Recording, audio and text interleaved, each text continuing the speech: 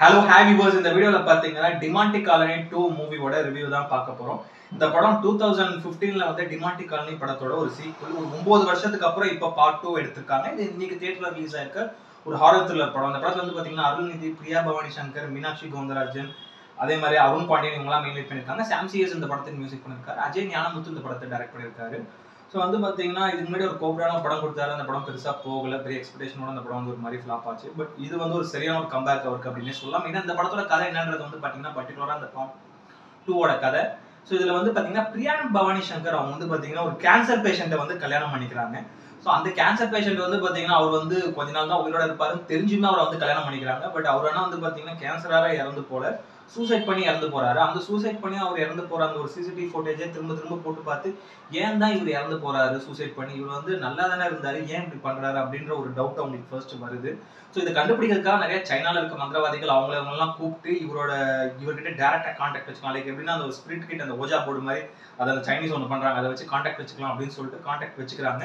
வச்சு அவர்கிட்ட அவர் இறந்து போன அவங்க ஹஸ்பண்ட் கிட்ட பேச ட்ரை பண்றாங்க. அப்போ இவங்களுக்கு ஒரு சில அமானுஷ்யமான விஷயங்கள் உண்மைலாம் தெரிய வருது. ஸோ இதுக்குள்ள வந்து பாத்தீங்கன்னா அந்த பார்ட் 1ல அந்த ஒரு கிளைமேக்ஸ்ல முடிஞ்ச கதை இதோட சேர்ந்து கனெக்ட் ஆகுது. இதுக்குள்ள அருள்நிதி இவங்கலாம் கனெக்ட் ஆகிறாங்க. இதுக்கப்புறம் இந்த படத்துல என்ன நடந்தது அப்படின்றது அந்த படத்தோட மீதி கதை. செம ஒரு இன்ட்ரெஸ்டிங்கான ஒரு ஸ்டோரி பிளாட். இது உண்மையில பார்ட் 2 வந்து பாத்தீங்கன்னா ஒரு பக்கா சீக்வல். ஒரு சீக்வலுக்கு தேவையான ஒரு சரியான ஒரு கான்செப்ட் அப்படின்னு நான் சொல்லுவேன். ஏன்னா கதையை பொறுத்த வரைக்கும் படத்தை பொறுத்த வரைக்கும் வந்து பாத்தீங்கன்னா அருள்நிதி பிரமாதமான பெர்ஃபார்மன்ஸ் இந்த படத்துல. மெயினா வந்து பாத்தீங்கன்னா டியூர் ரோல். ஸோ 2 கேரக்டர் பண்ணியிருக்காரு, அண்ணன் தம்பி கேரக்டர். டபுள் ரோல்ன்ற போது ரொம்ப பிரமாதமா பண்ணியிருந்தாரு. ரொம்ப வந்து நீட்டான ஒரு ஆக்டிங் ஒர்க், ரொம்ப ஒரு சீரியஸான ஒரு கேரக்டர் தான் இந்த படத்துல. மெயினா அந்த கதையா அந்த மாதிரியான ஒரு கதை. பட் பார்ட் 1லயாவது ஒரு சில ஹியூமர் ஒரு 2 இடங்கள் இருக்கும். இந்த படத்துல ஃபுல் அண்ட் ஃபுல் ஃபிளெஜ்டு ஒரு சீரியஸான ஒரு கேரக்டர். ரொம்ப நல்லா நீட்டா அப்படியே ஒரு மாதிரி செட்டில்டா எப்பவுமே வந்து ஒரு மாதிரி உருன்னு ஒரு கேரக்டர் வச்சுட்டு பண்ற ஒரு கேரக்டர் ஃபேஸ் வச்சுட்டு ரொம்ப பிரமாதமா பண்ணியிருந்தாரு. அவரோட ஆக்டிங் படத்துல ரொம்ப நல்லாவே இருந்தது உண்மையிலே. அதே வந்து பாத்தீங்கன்னா பிரியா பவானி சங்கர் அவங்க தான் பயங்கரமா பெர்ஃபார்ம் பண்ணியிருக்காங்க இந்த படத்துல. ரீசெண்ட் டேஸ்ல அவங்க மேல நிறைய ஒரு குறைகள் சொல்லியிருந்தாங்க. அவங்க நடிக்கிற படம் பெருசா ஓட மாட்டேங்குது அப்படி இப்படின்னு அவங்க ஏதோ அன்லக்கி ஹீரோயின் அப்படி இப்படின்னு சொல்லியிருந்தாங்க. அதுக்கு அவங்க வருத்தப்பட்டு நிறைய யூடியூப் இன்டர்வியூலாம் கொடுத்திருந்தாங்க. பட் இந்த படத்துல அது எல்லாத்தையும் அவங்க மேல வந்து அந்த ஒரு கெட்ட விமர்சனங்கள் எல்லாத்தையும் வந்து ஒழிச்சிட்டு இந்த படத்துல வந்து ஒரு பாசிட்டிவான ஒரு விமர்சனம் அவங்க மேல வரா மாதிரி ஒரு கேரக்டர் பண்ணியிருக்காங்க. பிரமாதமான ஆக்டிங் அவங்க கிட்ட. படத்துல வந்து ஃபுல் படம் ஃபுல்லா அவங்க தான் படத்தை தூக்கி அப்படி கொண்டு போற மாதிரி ஒரு கேரக்டர் அவங்களுக்கு. அந்த அளவுக்கு வந்து பிரமாதமா பண்ணியிருக்காங்க. ஒரு ஃபீமேல் லீடு முக்கியமான ஒரு கேரக்டர்னே சொல்லலாம் அந்த படத்துல. ஸோ பிரியா பவானி சங்கரோட ஆக்டிங் நிறைய இடங்களில் சூப்பராக இருந்தது. அந்த மாதிரி ஒரு சீரியஸான சீனாக இருக்கட்டும், லைக் அந்த ஒரு எமோஷன்ஸ், லைக் அந்த ஒரு பதபதப்பு, அது அவங்க ஃபேஸில் அவங்க காட்டுற அந்த ஒரு வேரியஸ் எக்ஸ்பிரஷன்ஸ் எல்லாம் பிரமாதமாக இருந்தது. பிரியா பவானி சங்கருக்கு ஒரு நல்ல கேரக்டர்னு நான் சொல்லுவேன் அந்த படத்தில். ஒரு செம கம்பேக் பிரியா பவானி சங்கர் அப்படின்னு நான் சொல்லுவேன் அந்த படத்தில். பிரமாதமாக பண்ணியிருக்காங்க. ஒரு சரியான ஒரு பெர்ஃபார்மன்ஸ் அவங்க கிட்ட இருந்து. அதே மாதிரி அருண் பாண்டியன் அவர்கள் வந்து பார்த்தீங்கன்னா ஒரு சின்ன கேரக்டர் தான் பண்ணியிருக்காரு படத்தில். ஒரு முக்கியமான ஒரு கேரக்டர் ரோல், ஒரு டாக்டர் ரோல், அது ரொம்ப நல்லா நீட்டாகவே பண்ணியிருந்தாரு. அதே மாதிரி மீனாட்சி கோவிந்தராஜன் அவங்களும் இந்த படத்தில் ரொம்ப ஒரு முக்கியமான ஒரு கேரக்டர் பண்ணியிருக்காங்க. அவங்க ஆக்சுவலி அவங்களால தான் வந்து படத்தில் ஒரு பிரச்சனையே ஸ்டார்ட் ஆகுது. அவங்க மோஸ்ட்டாக வந்து பார்த்தீங்கன்னா அவங்க வந்து அந்த ஒரு ப்ரீ இன்ட்ரோலுக்கு முன்னாடி தான் வராங்க. அதுக்கப்புறம் செகண்ட் ஹாஃப் ஃபுல்லாக வராங்க ஒரு சில சீன். ஸோ சின்ன கேரக்டராக இருந்தாலுமே ரொம்ப ஒரு முக்கியமான ஒரு கேரக்டர். அதை மீனாட்சி கோவிந்தராஜன் ரொம்ப நல்லாவே பண்ணியிருந்தாங்க. அதுதான் அர்ச்சனா ரவிச்சந்திரன், இந்த பிக் பாஸ் டைட்டில் வின்னர், அவங்க இதில் வந்து ஒரு சூப்பரான ஒரு கேரக்டர் வராங்க. செம்ம காமெடியான ஒரு ரோல். ரொம்ப நல்லா நீட்டாக பண்ணியிருக்காங்க. அந்த ஹியூமர், அந்த சின்ன சின்ன காமெடியான விஷயங்கள் படத்தில் அந்த அவங்க வர சீன் மட்டும் தான் படத்தில் வந்து மோஸ்ட்டாக அந்த ஒரு காமெடி சீனே ஒன்று இருக்குது. மிச்சப்படி ஃபுல் அண்ட் ஃபுல் சீரியஸான ஒரு ஹாரர் படம் தான் அது. பட் அவங்க கேரக்டர் ரொம்ப நல்லா பண்ணியிருந்தாங்க. லைக் அந்த ஒரு ஹியூமர், அந்த காமெடி சென்ஸ்லாம் பிரமாதமாக ஒர்க் அவுட் ஆகிடுது. அதே மாதிரி ஸ்டீலிங் ஜோர்ஜி அவர் தான் இதில் வந்து பார்த்தீங்கன்னா வந்து இந்த ஒரு சைனீஸ் ஒரு மந்திரவாதியாக ஒரு ரோல் பண்ணியிருக்காரு. நல்ல கேரக்டர் அவர்கிட்ட இருந்தும் பிரமாதமாக பண்ணியிருந்தாரு.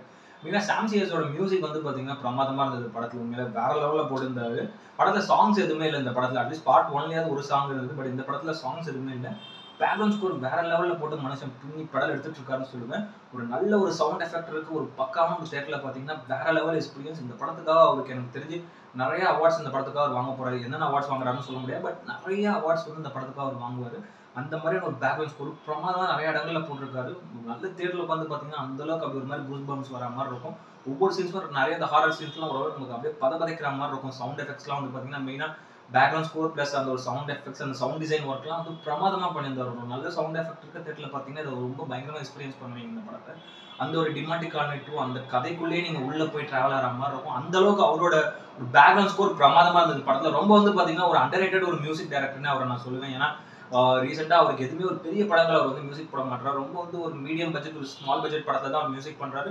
அதுலேயுமே பேக்ரவுண்ட் ஸ்கோர் பிரமாதமாக அவர் வந்து கொடுக்குறாரு. பட் அந்த மாதிரி படங்கள் வந்து பெருசாக ஒரு ரெகனைசேஷன் அவர் கிடைக்க மாட்டேங்குது. ஏன்னா பெரிய படத்தில் ஒரு மியூசிக் டைரக்டர் பண்ணால் மட்டும்தான் அவங்கள வந்து பெருசாக ரெகனைஸ் பண்ணி கொண்டாடுறாங்க. இது வந்து ரொம்ப ஒரு அண்டர்ரேட்டடாக இருக்காரு தமிழ் சினிமாவில். பட் ஒரு திறமையான ஒரு பயங்கரமான ஒரு மியூசிக் டைரக்டர். எஸ்பெஷலி பேக்ரவுண்ட் ஸ்கோருக்கு ஒரு பிரமாதமான ஒரு மியூசிக் டைரக்டர். அதனால இவர் வந்து கண்டிப்பா நிறைய படங்கள் இவர் வந்து டைரக்டர்ஸ் யூஸ் பண்ணணும்னு ஆசைப்படுறேன். இந்த படத்துல வேற லெவல்ல பண்ணியிருக்காரு. அதே மாதிரி ஹரிஷ் கண்ணனோட சினிமாட்டோகிராஃபி படத்துக்கு உண்மையா சொல்லவே தேவையில்ல. பிரமாதமா இருக்கு.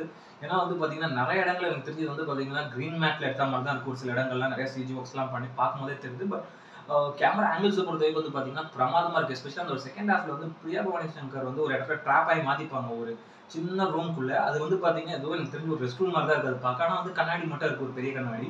அங்க ஒரு ஆங்கிள் வச்சு ஒரு ஷாட் எடுத்திருப்பாரு. பிரமாதமா இருக்கும். அது ஒரு 10 நிமிஷம் வரும் அந்த சீனு. செமையா இருந்தது. அதுல வந்து பாத்தீங்கன்னா சினிமாட்டோகிராஃபி. அதே மாதிரி அந்த டுவர்ட்ஸ் அந்த ஒரு செகண்ட் ஹாஃப் வந்து அவங்க அந்த ஒரு ரெஸ்டாரண்ட்குள்ள மாட்டிக்கிற அந்த ஒரு இடம், அங்க அவங்க ட்ராப் ஆற இடத்துல இருக்க சீன்ஸ்லாம் ஒவ்வொன்னும் பாத்தீங்கன்னா கேமரா ஆங்கிள்ஸ்லாம் வேற லெவல்ல பண்ணியிருக்காரு சினிமாட்டோகிராஃபி. அதே மாதிரி வந்து பாத்தீங்கன்னா குமரேஷ் ஜியோட எடிட்டிங்கும் படத்துக்கு ஒரு பெரிய பிளஸ். ரொம்ப கிறிஸ்ப் அண்ட் நீட்டா படத்துக்கு தேவையான ஒரு விஷயத்தை மட்டும் ஒரு 2 மணி நேரம் 20 நிமிஷத்துக்குள்ள நீட்டா கட் பண்ணியிருக்காரு. அதனால வந்து பாத்தீங்கன்னா மோஸ்டா இப்ப இருக்க ஒரு கமர்ஷியல் படம்லாம் ஆடியன்ஸ் வந்து தியேட்டர்ல போய் ஃபோன் யூஸ் பண்ணிட்டே தான் படம் பார்க்குறாங்க. இப்ப இருக்க ஒரு கல்ச்சர் அப்படி ஆகி போச்சு.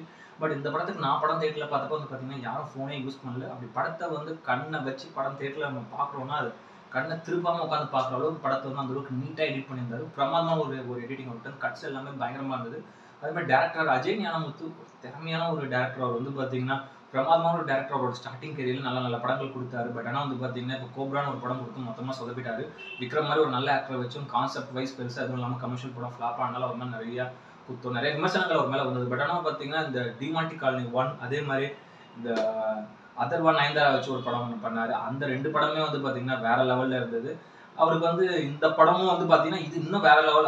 அவர் எடுத்த அந்த 2 படங்களோட இந்த படம் இன்னும் ஒரு வேற லெவல். அவரோட ஃபுல் பொட்டன்ஷியலை போட்டு எடுத்திருக்காரு. ஸோ இதுதான் அஜய் ஞானமுத்து அப்படின்ற மாதிரி ப்ரூவ் பண்ணியிருக்காரு இந்த படத்துல.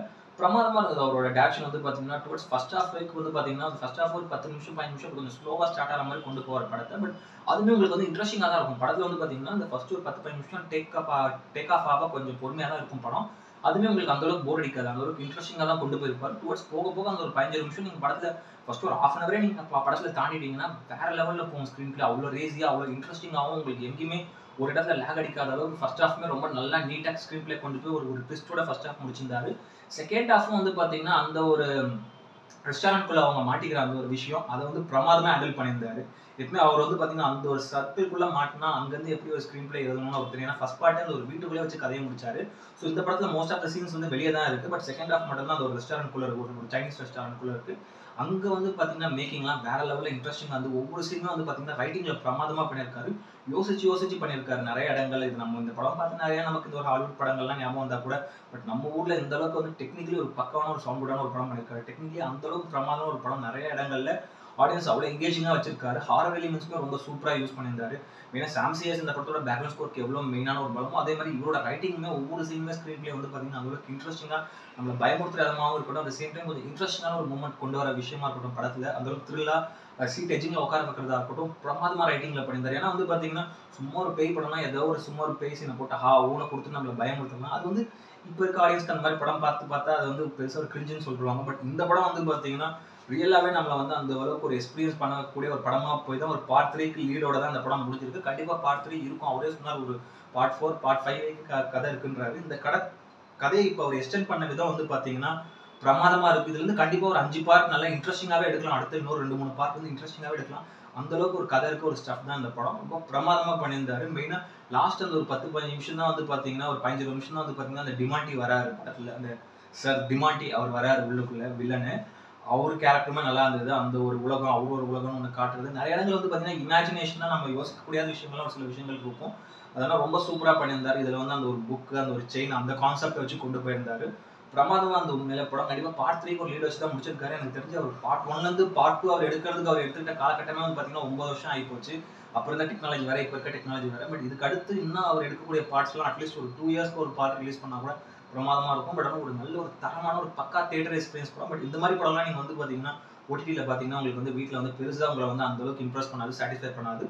ஓரளவு நல்ல படமா இருக்கு, ஒரு நல்ல த்ரில்லர் படமா இருக்கும் அப்படின்னு தான் உங்களுக்கு தோணும். பட் ஒரு நல்ல தியேட்டர்ல ஒரு பக்கா சவுண்ட் எஃபெக்ட் இருக்கு, ஒரு 4K ஸ்கிரீன் இருக்கக்கூடிய நல்ல ஒரு 7.1 டால்பி அட்மாஸ் இருக்கக்கூடிய ஒரு தியேட்டர்ல நீங்க பாத்தீங்கன்னா ஒரு வேற லெவல் ஃபீல் கொடுக்கும். ஒரு வேற லெவல் ஒரு பயம், வேற லெவல் ஒரு எக்ஸ்பீரியன்ஸ் கொடுக்கக்கூடிய ஒரு நல்ல தரமான ஒரு படம் தான் அது. உண்மையிலே ஒரு நல்ல படம் ரொம்ப நாளுக்கு அப்புறம் தமிழ்ல ஒரு நல்ல த்ரில்லர் படம் பார்த்து ஒரு ஃபீல் தான் அது. ஏன்னா நிறைய இந்த படம் வந்து பார்த்தீங்கன்னா இதுக்கு முன்னாடி இந்த படம் நல்லா இருக்கும் அப்படி இப்படின்ற மாதிரி ஒரு சில பாசிட்டிவ் டாக் தான் வெளியே வந்து ட்ரைலர் பார்த்தோன்னே. எனக்குமே இப்போ எல்லாமே ட்ரைலர் நல்லா இருக்கிறாங்க படத்தில் சுத்தப்படுறாங்க அப்படின்ற ஒரு சின்ன பயம் இருந்தது. அப்போ கூட இந்த படம் தைரியமாக இந்த படம் போய் பார்க்கலாம் ஃபர்ஸ்ட் டே.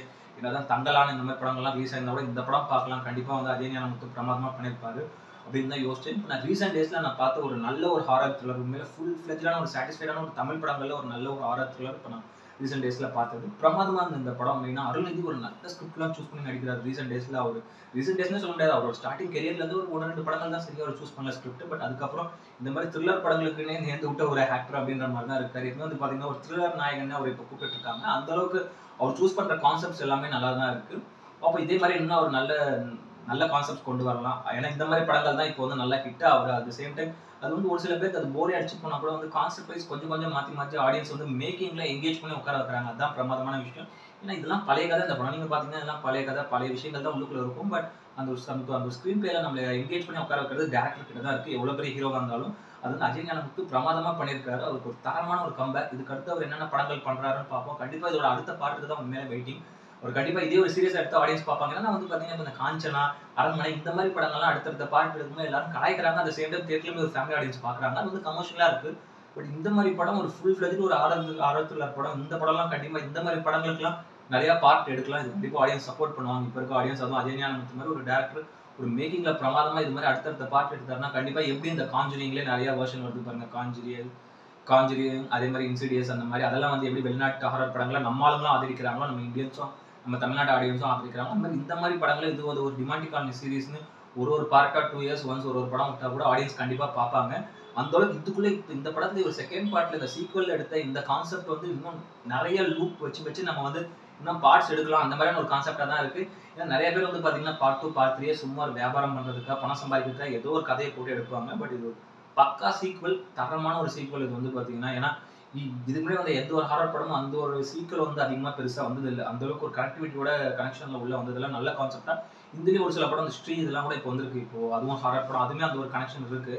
பட் இது வந்து எனக்கு வந்து நம்ம தமிழ்ல வந்து பாத்தீங்கன்னா ஒரு பக்காவான ஒரு ஹாரர் த்ரில்லர் படம். கண்டிப்பா தியேட்டர்ல போய் பார்க்கலாம். அந்த படம் ஒரு ஃபேமிலி ஃப்ரெண்ட்ஸோட போய் பாருங்க. சின்ன பசங்களும் பார்க்கலாம். ஒரு சில ஹாரர் எலிமெண்ட்ஸ்லாம் இருக்கு. பட் ஒரு பிரமாதமான ஒரு படம். பக்கா தியேட்டர் வாட்ச் இந்த படம். தியேட்டர்ல போய் பார்க்க மட்டும் மிஸ் பண்ணாதீங்க.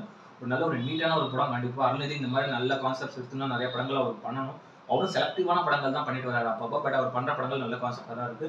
அஜய் ஞானமுத்து இனிமே கான்சென்ட்ரேட் பண்ணி இந்த மாதிரியான ஒரு நல்ல படங்கள் தான் அவர் எடுக்கணும். அவர் வந்து ஹாரர் மூவி எடுக்கிறதுக்கு ஒரு பெஸ்ட்டான ஒரு டேரக்டர். அவர் அது வந்து ஃபர்ஸ்ட் பார்ட்லயே ப்ரூவ் பண்ணிட்டாரு. அந்த ஃபர்ஸ்ட் பார்ட்லாம் வேற லெவல்ல இருக்கும். ஒரு இதுவுமே செமையா இருந்தது. அதையும் இதையும் நம்ம கம்பேர் பண்ண முடியாது. பட் இந்த பார்ட் வந்து டெக்னிக்கலி இன்னும் சவுண்ட் குட்டா இருந்தது. ஏன்னா அப்போ 2015ல இருந்த ஒரு டெக்னாலஜிக்கும் இப்போ 2024 அந்த 9-10 வருஷம் டிரான்சிஷன் இப்போ இருக்க ஒரு டெக்னாலஜிக்கும் நிறைய டிஃபரெண்ட் இருக்கு. ரொம்ப பிரமாதமா எடுத்திருக்காரு. ஒரு நல்ல தியேட்டர்ல போய் பாருங்க. ஒரு பக்காவான ஒரு தியேட்டர் எக்ஸ்பீரியன்ஸ் இது. பிரியா பவானி சங்கருக்கும் இந்த படம் வந்து ஒரு பெரிய comeback. At same time doctor Ajay ஞானமுத்துக்கும் இந்த படம் வந்து ஒரு பெரிய கம்பேக். ஒரு நல்ல படம் வந்து இந்த படத்தோட ரேட்டிங் வந்து பாத்தீங்கன்னா 10க்கு வந்து ஒரு 7.5 கொடுப்பேன். அந்த அளவுக்கு ஒரு ஒர்த்தான ஒரு நீட்டான ஒரு ஒன் டைம் தியேட்டர் வாட்ச் இது. கண்டிப்பா ஒரு பக்கா தியேட்டர் எக்ஸ்பீரியன்ஸ் இந்த படம் போய் பார்க்கலாம். ஒரு ஒர்த்தான ஒரு படம். மெயினா ஹாரர் த்ரில்லர் படங்கள் இந்த மாதிரியான ஒரு ஹாரர் த்ரில்லர் படங்கள் பார்க்குற ஆடியன்ஸ் இந்த படத்தை ரொம்ப விரும்பி பார்ப்பீங்க. மெயினா இந்த இங்கிலீஷ் படங்கள் அதிகமாக ஹாரர் படம் பார்க்குற ஆடியன்ஸ்க்கு இந்த படம் வந்து உண்மையில ஒரு சூப்பரான ஒரு சாட்டிஸ்ஃபை பண்ணும். அது மாதிரி நம்ம ஊர் ஆடியன்ஸ்க்கும் இந்த படம் வந்து ஒரு பக்காவான ஒரு சாட்டிஸ்ஃபையான ஒரு படம் தான் அது. இப்போ எல்லாரும் இந்த வீக்கெண்ட் போய் தியேட்டர்ல போய் பாருங்க, என்ஜாய் பண்ணுங்க. ஒரு பெரிய லாங் வீக்கெண்ட் இருக்கு. இந்த படம் வந்து கண்டிப்பா ஒரு நல்ல படம். தியேட்டர்ல யாரும் ஒரு சாட்டிஸ்ஃபை பண்ணும் அப்படின்றத நான் நம்புறேன். இந்த வீடியோ பிடிச்சிருந்தா லைக் பண்ணுங்க, கமெண்ட் பண்ணுங்க, ஷேர் பண்ணுங்க. இந்த சேனலை சப்ஸ்கிரைப் பண்ணுங்க. இந்த வீடியோட லிங்க்கும் உங்க ஃப்ரெண்ட்ஸ் எல்லாருக்கும் ஷேர் பண்ணுங்க. வேற இன்னொரு நல்ல வீடியோல மீட் பண்ணலாம். ஓகே ஃப்ரெண்ட்ஸ், தேங்க்யூ, பாய்.